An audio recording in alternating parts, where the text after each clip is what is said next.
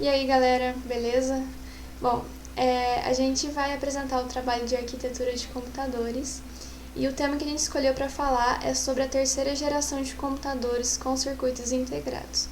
O nosso vídeo ele é com base no livro que o professor Ângelo passou pra gente, que é a Introdução à Organização de Computadores, do autor Mário Monteiro, e a gente também pesquisou algumas coisas na internet que a gente achou bem interessante para falar nesse vídeo. E o nosso vídeo ele é composto por 6 tópicos, sendo que o primeiro deles eu vou dar uma introdução, falar como que surgiu, quem que inventou o circuito integrado, a tecnologia dos circuitos integrados, a invenção também da série 360, que foram os grandes mainframes produzidos pela IBM, o que é a multiprogramação, o surgimento do sistema operacional Unix e o grande aumento na capacidade da memória. Turma, então dando uma breve introdução de como que surgiu e quem inventou o circuito integrado, no ano de 1958, o engenheiro e físico Jack Kilby desenvolveu um pequeno dispositivo de cristal lá numa empresa que ele trabalhava nos Estados Unidos. E esse dispositivo ele reunia alguns componentes, e esses componentes seriam os resistores, capacitores e transistores.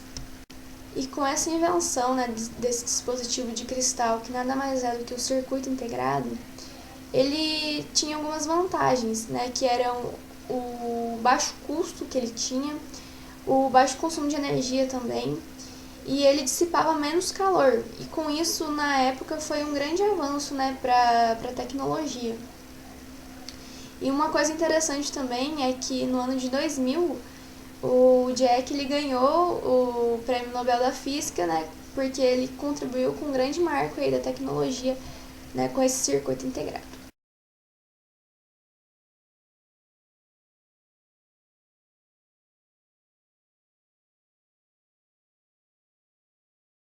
Bom dia! Todo mundo já me conhece, provavelmente por Luiz. Eu vim aqui hoje para fazer aquele trabalho de arquitetura. O tema escolhido pelo meu grupo foi a terceira geração de computadores. Bonito, bonitinho. Bom, basicamente a minha parte ela é sobre a tecnologia dos circuitos integrados, ou chip, ou circuito eletrônico miniaturizado composto principalmente por dispositivos semicondutores sobre um substrato fino de material semicondutor. O pessoal gosta de complicar minha vida. Bom, vamos lá. Basicamente, em 12 de setembro de 1958, o maluquinho lá resolveu que o emprego de materiais de silício de condutividade elétrica maior que a de um isolante, porém menor do que a de um condutor.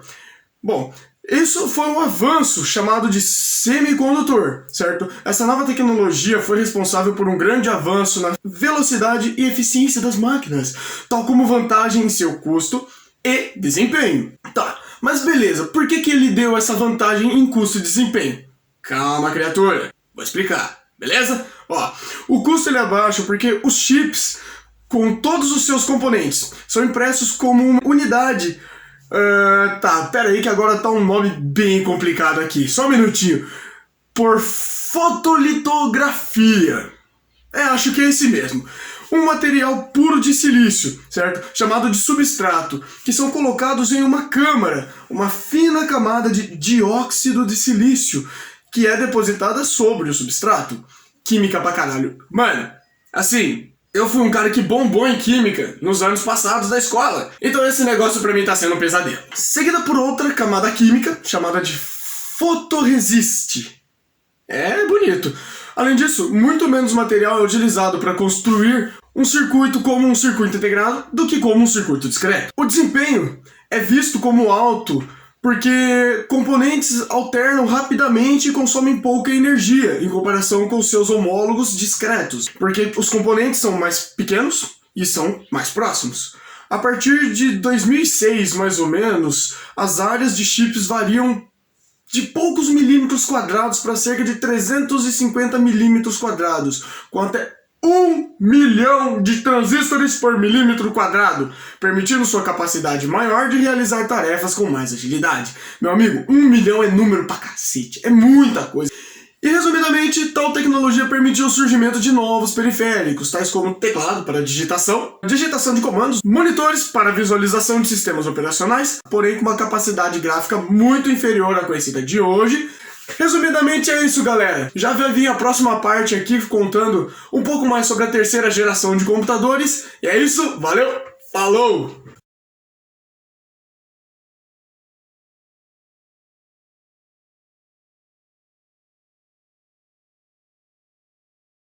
Para falar sobre a série 360. Então, após 6 anos do surgimento dos circuitos integrados, a empresa IBM, que é uma das maiores empresas do ramo tecnológico, lançou a famosa família de mainframes, que são aqueles grandes computadores. E essa série 360 era composta por 5 modelos, sendo os modelos 30, o modelo 40, o 50, o 65 e o 75. E foi a primeira família de computadores que distinguiu a implementação e a arquitetura. Né? Como assim?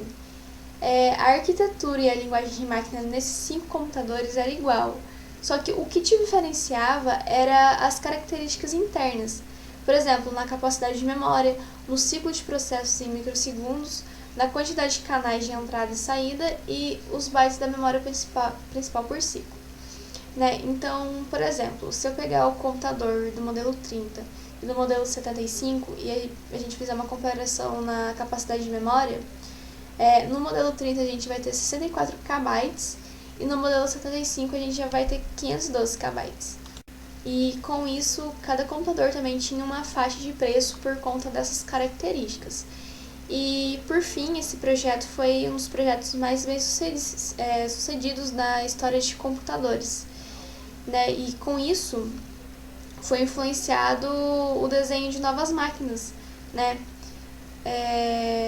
Mais adiante aí da história de computadores.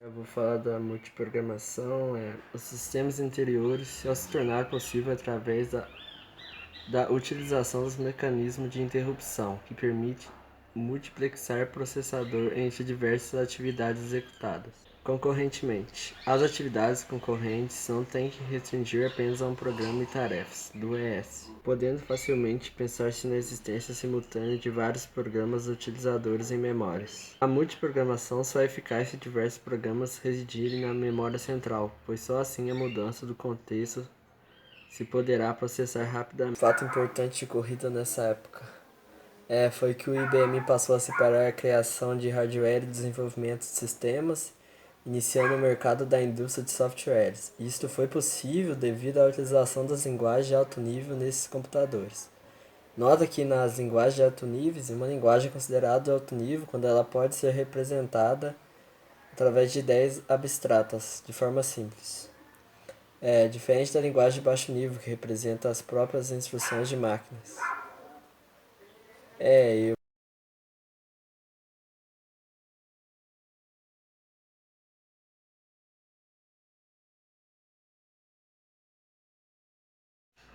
Oi, meu nome é Marcos Daniel, eu vou falar hoje um pouco sobre o Unix, né, que é um sistema operacional que surgiu lá na década de 1960, que essa década não foi marcante só por guerras, por lutas populares que sacudiram o mundo, mas também para o mundo dos computadores, especificamente dos sistemas operacionais.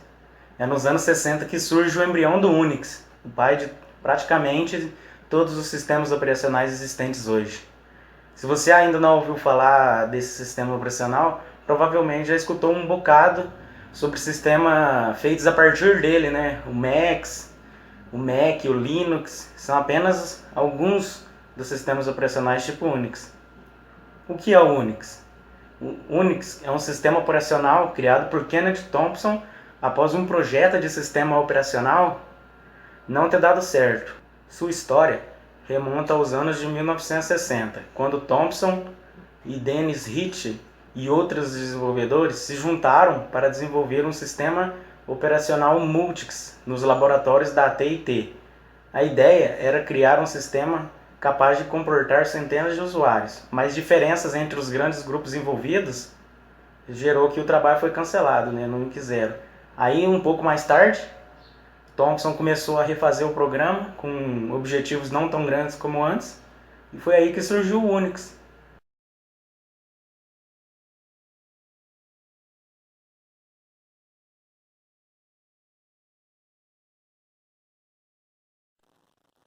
Fala galera, hoje eu vou falar para vocês a história do armazenamento, dos meios de armazenamento de dados que vem sendo criado pela humanidade desde antigamente, que sempre houve essa necessidade de guardar dados, coisas do tipo, passar para uma futura geração ou deixar marcado aquilo, como se fosse alguma anotação, como aconteceu na época dos homens da caverna que pintavam as paredes.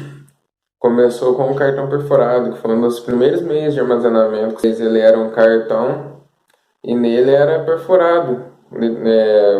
Tinha os slots dele que iam perfurando para depois, quando passasse dentro de uma máquina, ela pegasse o local que estava sendo perfurado para poder pegar e ler os dados.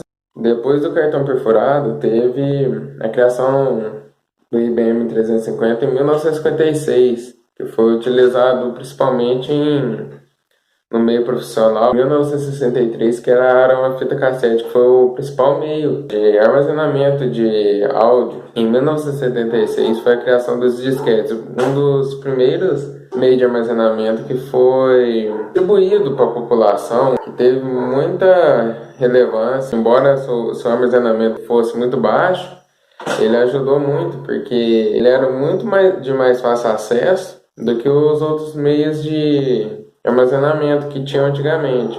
Mas eles não duraram tanto tempo assim, porque por volta dos anos de 1990 foram criados DVDs, CDs, pendrives, etc., HD, SSD, que vieram com uma...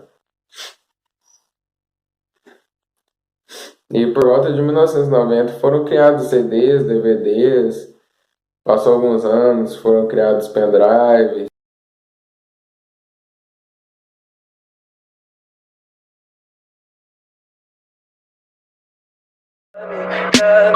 Tell me pretty lies, look me in the face, tell me that you love me, even if it's fake.